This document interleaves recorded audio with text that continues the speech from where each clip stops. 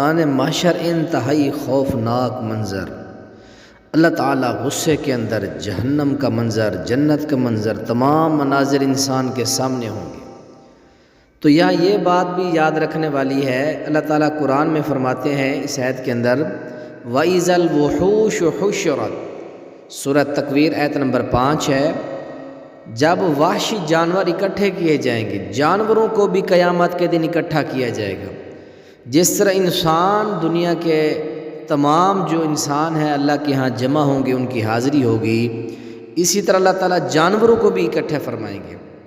اور اس سورہ انعام کے اندر اللہ تعالیٰ نے آیت نمبر 38 کے اندر تذکرہ فرمایا وَمَا مِن دَابَّةٍ فِي الْأَرْضِ وَلَا طَائِرٍ يَطِيرُ بِجَنَاحَيْهِ إِلَّا أُمَمٌ أَمْثَالُكُمْ مَا فَرَّطْنَا فِي الْكِتَابِ مِنْ شَيْءٍ ثُمَّ إِلَىٰ رَبِّهِمْ يُحْشَرُونَ۔ سب کے سب انسان ہیں، جانور ہیں، پرند چرند، جتنے بھی دنیا کی چیزیں ہیں، ساری اللہ کے ہاں وہ اللہ کے پاس جمع کی جائیں گی۔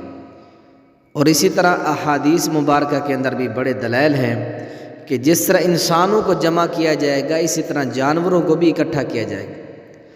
صحیح مسلم کے اندر حدیث ہے، اس طرح مسند احمد کے اندر بھی حدیث ہے، پیارے پیغمبر جناب محمد الرسول اللہ صلی اللہ علیہ وسلم نے فرمایا قیامت کے دن حقداروں کو ان کے حقوق ضرور دیے جائیں گے۔ سینگ والی بکری نے اگر بغیر سینگ والی بکری کو مارا ہوگا تو اس کا بھی بدلہ لیا جائے گا۔ اب اس حدیث سے بھی ہمیں یہ سبق ملتا ہے کہ جانوروں کو بھی اللہ تعالیٰ قیامت کے دن اکٹھا کرے گا۔